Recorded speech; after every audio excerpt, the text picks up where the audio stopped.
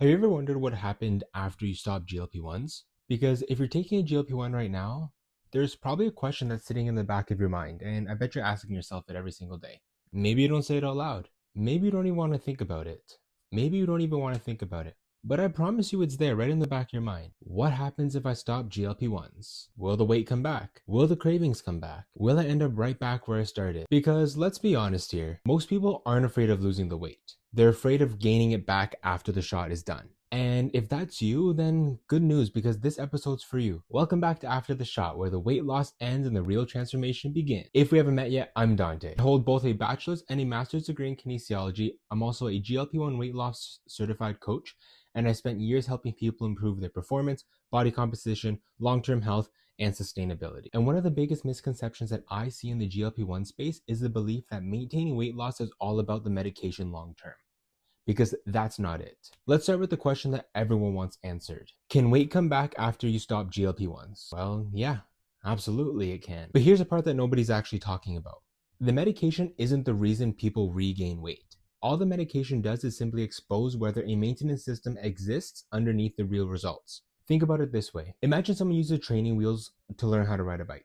The goal obviously isn't to stay on those training wheels forever, right? The goal is to learn the skills needed to work without them. GLP-1s are the exact same way. The medication can reduce the food noise. It can reduce your appetite. It can even help you create a caloric deficit. It can definitely make weight loss easier. It can't automatically build habits, and that's where everyone gets wrong. But it can automatically build habits. It can't automatically teach meal structure. It can't automatically teach you emotional regulation around food. And most importantly, it can't automatically teach you how to maintain your results. That's your job and mine, but we'll talk about that after. And that's where most people get in trouble when it comes to weight regain. Many people spend months focusing exclusively on weight loss. Every decision is revolved around the scale. Every victory is measured in pounds lost. But very few people actually spend time preparing for maintenance. The recurring question becomes, when appetite returns, what happens? When stress levels hit, what happens? When vacation comes around, what happens? When your life starts to get busy, what happens? Because remember, maintenance doesn't happen by accident. It has to be deliberate. Maintenance is a skill, remember that. And just like it has to be practiced. And this is why I teach my clients that there are actually two phases that need to happen simultaneously. Phase 1 is going to be a weight loss phase. Phase 2 is going to be your maintenance preparation phase. Most people actually only focus on the first one. Successful people, well, they focus on both. Every workout you complete while on a GLP-1 is an investment in that future maintenance. Every high protein meal is an investment in that future maintenance. Every time you learn how to navigate a restaurant, a social event, or a stressful week without spiraling, guess what? You're building maintenance. And the biggest mistake that I see is people assuming that they've got this all figured out, but then later on it's too late. Because when the medication changes or it stops, whatever systems you're left with is whatever systems you've built or haven't built. But here's the good news. The people who maintain their weight loss, they aren't superhuman. They aren't more disciplined. They aren't genetically gifted. They simply took advantage of their window, spent their time on their weight loss phase, building habits that would eventually support the real result. They learned how to eat. They learned how to train. They learned how to manage their cravings. They learned how to navigate life. Medication, it just simply lowered the difficulty. But the skills there had to be built. This is why I tell my clients that the goal isn't just weight loss. You need to understand that. The goal is to become the type of person who can maintain the weight loss. And that's a completely different objective.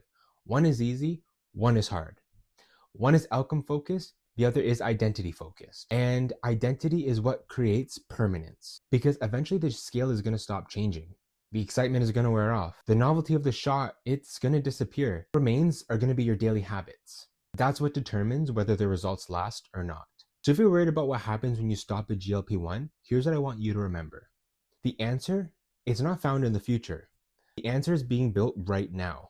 Through every meal, through every workout, through every habit that you're building, through every decision that you make. You're either building dependence or you're building capability. And I want you to create capability because that's what creates confidence, not the medication, not the scale, the skills. Remember that. In the next episode of After the Shot, we're going to be tackling another topic that creates a huge amount of confusion online. You ready for this? Do you actually need to exercise while taking a GLP-1? Or can the medication alone do the work? I'll break down what the research says and what most people get wrong, and I'll tell you why exercise may be doing far more than simply just burning calories. I'll see you in the next episode of After the Shot.